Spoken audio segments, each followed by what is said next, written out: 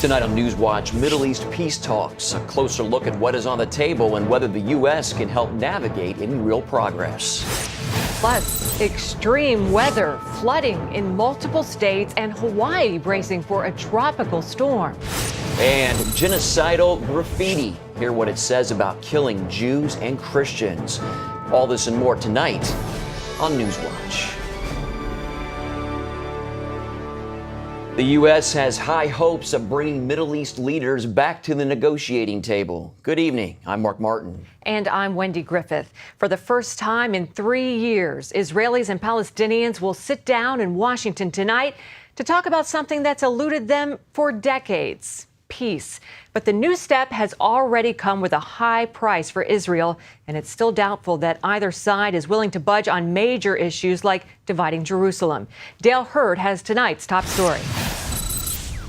The peace talks could only happen after Israel's cabinet gave in to American pressure to release 104 Palestinian prisoners convicted of killing Israelis. Prime Minister Benjamin Netanyahu said, "This is not an easy moment for me, but there are moments when I need to make tough decisions for the good of the country, and this is one of those moments." Other Israeli cabinet members agreed. Everybody feels bad about the idea of releasing the prisoners because this is a bunch of really hideous people with a terrible history, but we have to do what we have to do in order to make the peace process progress. On the Palestinian side, the move was met with immediate distrust. We think this is an act of blackmail, that their release will be used as an instrument of blackmailing the Palestinian negotiating team. The return to direct contacts between the two sides gave U.S. Secretary of State John Kerry his first concrete achievement after months of shuttle diplomacy. But hundreds of Israelis who lost loved ones in Palestinian terrorist attacks protested outside the government complex. It's a shame to the American nation that Kerry is making his career on the back of the families who lost a loved one. The U.S. said preliminary peace talks would begin today, but it remains unclear whether they'll lead to a formal resumption of peace talks that broke down in 2008. At the heart of the stalemate, Jerusalem. Prime Minister Netanyahu said Jerusalem will never be divided. Palestinian Authority President Mahmoud Abbas said there can be no agreement without a Palestinian capital in East Jerusalem, home to the Temple Mount. Analysts warn the talks will fail if Jerusalem is not resolved. Dale Hurd, CBN News. CBN's Middle East Bureau Chief Chris Mitchell is in the States right now and joins us with insights into these talks and what we can really expect to come from them. Yeah. Chris, always good to see you. Good to see you too, Mark. Yeah, welcome. Well, it's been a long time since Israeli and Palestinian leaders have attempted peace talks. Has anything changed that you think would give them any hope of success? Fundamentally, I don't think so, Mark. It's been 3 years since they've had, any formal talks, and it's actually been 20 years since the Oslo peace process began in 1993, and there's been a lot of process, but not a lot of peace. For one thing, Hamas has said, and those are representing all those in Gaza, they will not accept a peace treaty with Israel. And if you look at some of the propaganda and some of the official media coming out of the Palestinian Authority that's anti-Israel, anti-Semitic, it makes you wonder if there's really any foundational changes that would really lead to peace.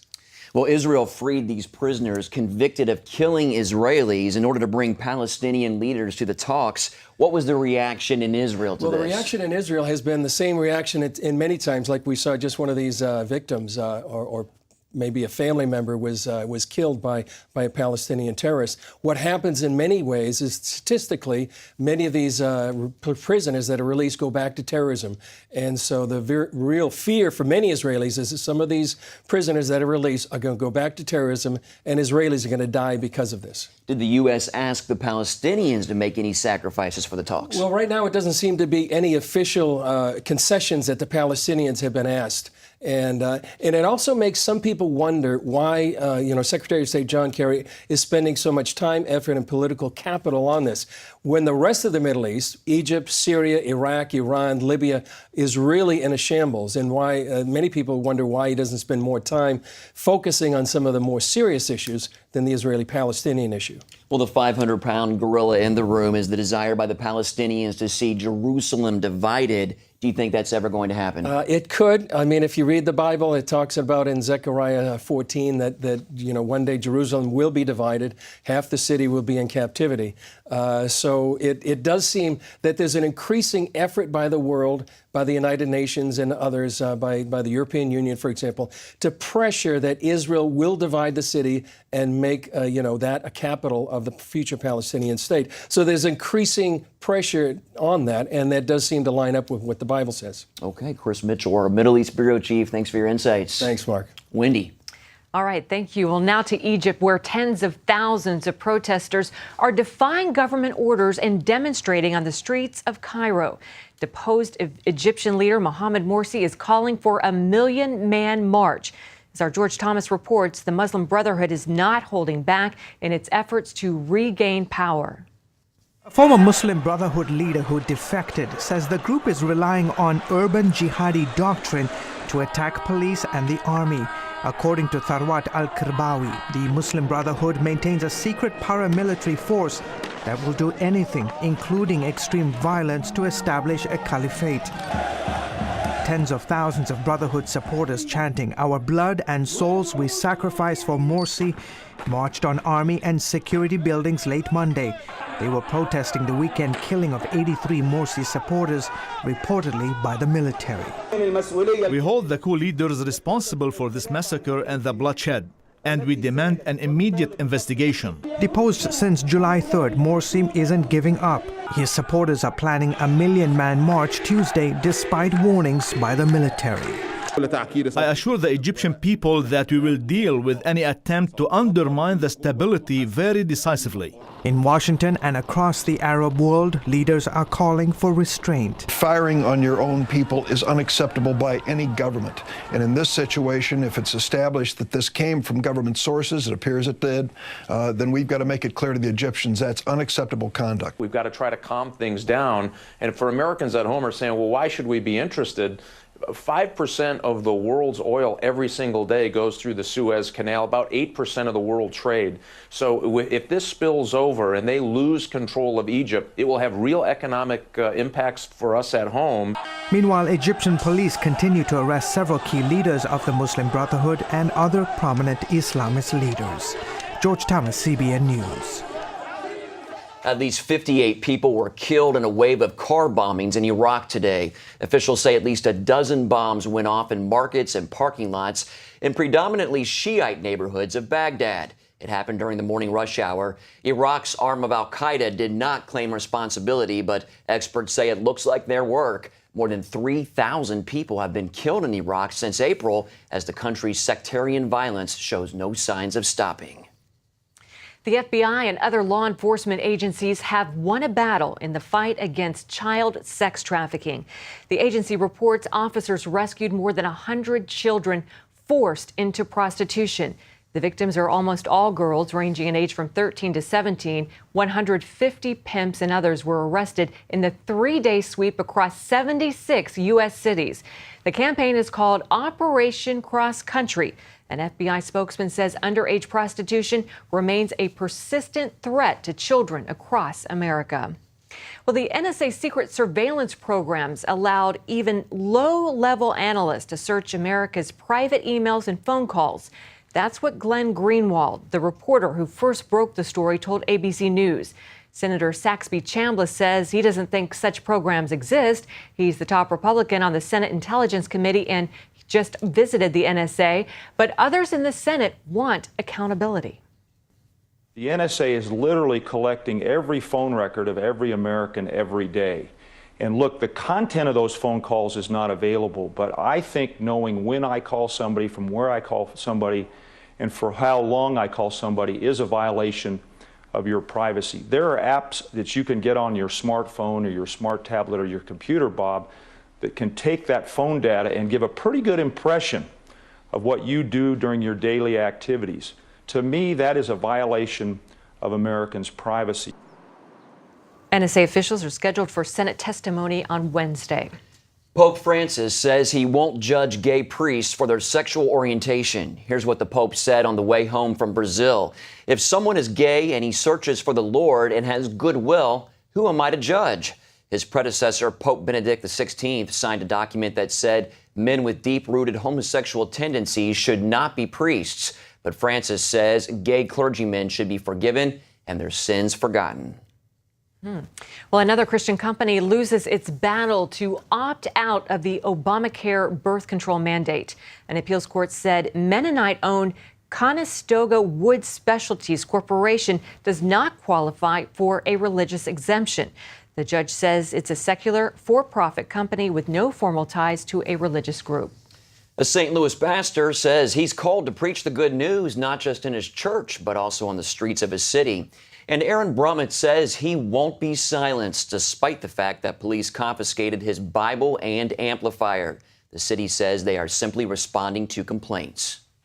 Yes, we filed the charges, but there are citizens who are claiming that he's disturbing their peace. So it doesn't matter what he's saying. The issue is how loud it's being said. And that we can do it at no higher than 75 decibels, which we followed from the beginning. So we've never broken any laws. And we're not using the city's power to conduct our event. We're not blocking traffic. So we're following what the city has asked us to follow.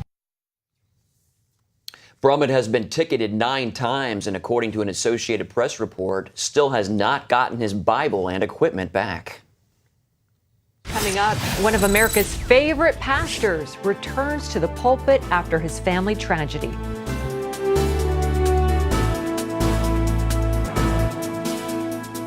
Attention, sleep apnea patients. Are you tired of the expense and hassle of getting your CPAP and BiPAP supplies? Are you fed up with dealing with ill-fitting, leaking, or worn-out masks and straps? Are you worried about the effects that unsanitary tubes, cushions, and filters have on your health?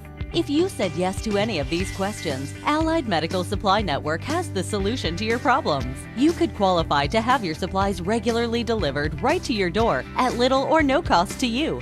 That's right, no more inconvenience, no worn-out masks and straps, no more unsanitary equipment, just restful sleep.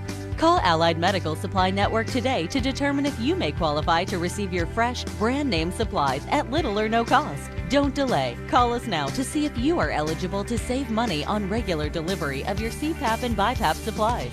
Call 1-800-815-9947. That's 1-800-815-9947. Or go to cpapsupplyhelpline.com. Jim is 38, mortgage, married, 3 great kids. He wants to protect his family with a $500,000 term life insurance policy. What do you think it'll cost him? $100 a month? 60? 40? Actually, none of the above. Jim can get a $500,000 policy from a highly rated insurer for under $19 a month. His secret? SelectQuote. SelectQuote is impartial. They'll comparison shop the pick of insurance companies like these to give you a choice of your best prices. SelectQuote has great savings on term life for women, too. Jim's wife, Deidre, can get a $500,000 policy for under $16 a month. SelectQuote has helped make term life insurance affordable for hundreds of thousands of people since 1985. How about you? Just call this number or go to SelectQuote.com. SelectQuote. We shop, you save. In Spain, the royal family and others are paying their respects at a mass for the 79 people killed in the country's worst train accident in decades. The train's driver, Francisco Garzón Amo, faces multiple counts of negligent homicide. Investigators are focusing on why he failed to brake in time to stop the train from hurtling onto a dangerous curve where it careened off the tracks and slammed into a concrete wall. Officials say 70 people remain hospitalized, 22 in critical condition. An Indianapolis church is mourning the loss of 3 members killed in a bus crash over the weekend. 37 people were traveling home from a Michigan camp. They were only a mile away from home when the bus slammed into a barrier and flipped onto its side. The bus driver says his brakes failed. The youth pastor, his pregnant wife, and another church member were killed. Grieves now. They don't grieve necessarily because of the loss, because God tells us in His Word to be absent from the body is to be present with the Lord. They're with God in heaven right now, and we know that without a doubt. But we grieve the fact that they're not here with us. We miss them. 7 teens remain hospitalized, and 1 is in critical condition. Extreme weather over the weekend brought flooding to at least 9 states. North Carolina is still cleaning up after getting more than a foot of rain in less than 24 hours. Police report that at least 2 people are dead. A 48-year-old man and a 10-year-old girl were both swept away by the floodwaters. Once they got in the water, they weren't in for just a few seconds, and the current was so strong that it swept them away. New Jersey rivers flooded near several major highways, forcing police to block off lanes. Meanwhile, Hawaii is bracing for heavy rain and strong winds as Tropical Storm Flossie moves through the Pacific. The National Weather Service says the Big Island and Maui will see the brunt of the storm on Monday. Hawaii hasn't been hit by a big storm since 1992. Nearly 4 months after his son's suicide, Pastor Rick Warren returned to the pulpit this weekend. Warren and his wife, Kay, were greeted with a long-standing ovation. Yeah, he delivered a sermon called How to Get Through What You're Going Through to his Saddleback church family in Lake Forest, California. Warren often talked about his son. In April, his 27-year-old son, Matthew, took his life after a battle with mental illness. Choking back tears, he thanked the congregation for their love, support, and prayers. In the middle of 4 months, 16 weeks, a third of this year, in the middle of all of that intense pain, Kay and I have felt the favor of God because of your prayers. And we intend to spend the rest of our lives comforting others with the comfort that we ourselves have been given by God. Wow. Got chills. That's amazing. Well, on his Facebook page, Warren wrote that this was the longest he had ever gone without preaching. Wow. Our hearts and prayers are with them. Well, up next, a journalist in Jerusalem makes a shocking discovery. A disturbing plot to rid the Middle East of Jews first and then the Christians. That story next. Hello? Is this thing on? Hey, kids, do you love games? And do you love discovering things? Well, do ya? Then you're gonna love this. It's the new free Superbook Kids Bible app. You can play games, watch videos, find answers to your questions, and a whole lot more. The new Superbook Kids Bible app. Free downloads available on iTunes now. Stop struggling with heavy hoses that are kinked and deliver little or no water, or worse, break. Introducing the incredible Flexible Hose. Turn the water on and it expands up to 3 times its original length, so you can easily guide it anywhere you need without tangling. When you turn the water off, as it drains, the hose retracts back to its original shape. Standard rubber hoses can weigh between 8 and 12 pounds, but a 25-foot flexible hose weighs less than a pound. The Flexible Hose is so compact and lightweight, a child can manage a 75-foot hose easily. The Flexible Hose will never kink and is guaranteed to take the mess out of watering your lawn and plants. So washing your windows or spraying off your gutters has never been easier. The Flexible Hose is made of a tough double wall construction that is designed to bend and stretch but never kink. Flexible Hose is designed like a fire hose for speed, storage, and strength to last a really long time. Call or visit FlexibleHose.com to order the incredible Flexible Hose for only $19.95. Call right now and we will include a 7-way adjustable spray nozzle free. You can choose a full action spray, a gentle mist, a powerful jet, a vertical mist, flat spray, a cone spray, or a soaker setting. So stop coiling your hose with bulky devices. Flexible Hose automatically retracts in seconds and weighs less than 1 pound. In fact, a 75-foot hose easily fits in a small bucket and stores away neatly in a drawer. Flexible Hose saves you precious space on boats and is perfectly portable for RVs. But wait, order today and we'll give you a second Flexible Hose system free. Just pay separate processing and handling. That's 2 Flexible Hoses and 2 7-way adjustable spray nozzles, a $40 value, all for only $19.95. This offer is not available in any store. Order now. To order Flexible Hose and take advantage of this amazing double offer, call 1-800-769-3384 or go to flexiblehose.com. Remember, this offer is not available in stores, so call now. Welcome back. Well, listen to this chilling slogan. On Saturday, we killed the Jews. On Sunday, we killed the Christians. It's graffiti written by radical Islamists. And it's found throughout the Middle East. Recently in Jerusalem, Scott Ross sat down with journalist Lela Gilbert to talk about the link between the persecution of Jews and the persecution of Christians. Lela Gilbert is a California author who spends much of her time in Jerusalem. I spoke with her overlooking Jerusalem's old city and heard what she discovered about radical Islamic plans to first rid the Middle East of Jews and then of Christians. Gilbert arrived during Israel's 2006 war with Hezbollah in Lebanon for a 3-month visit and decided to stay. And now, out of all this, a book. I was fascinated by the title, Saturday People, Sunday People. Define that significance. It's graffiti from radical Islamists that appears throughout the Middle East.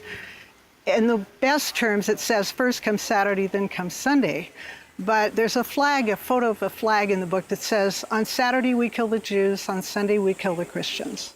And that's where I got the title. Gilbert says even though many of the world's Muslims are not violent, their voice is drowned out by radical elements. There are 1.5 billion Muslims in the world or something. I don't think every one of them is a terrorist, but I think that the influences they're under now, both governmentally and in terms of mullahs and various mosques, there's an influence that's inescapable. And under that influence, persecution of Christians in the Middle East has exploded, so much so that Christians are leaving in droves. There's a great danger that there will be no Christian community in the Middle East in the next 100 years, maybe less. Where in the Middle East are we talking? Well, the countries that kicked the Jews out between 1948 and 1970, there are hardly any Jews left in those countries. There are about 10 countries. Now the Christians are going through the same kind of abuse and similar pogroms, similar mentality. Talking specifically to the Western Church, do they understand this? It seems that it's not yet clear to them, certainly in the United States and Canada. They don't see them as brothers and sisters in some cases, or if they do, they feel so powerless and helpless they don't want to think about it, and it just kind of gets prayed for and cast aside. I went to Los Angeles and asked Americans what they think about the persecution of Christians, or if they even know it exists. I'm not aware of it, but I think it's wrong. That's really sad that just because you're a certain religion, you're getting martyred for it. Wow. I think that's pretty dramatic.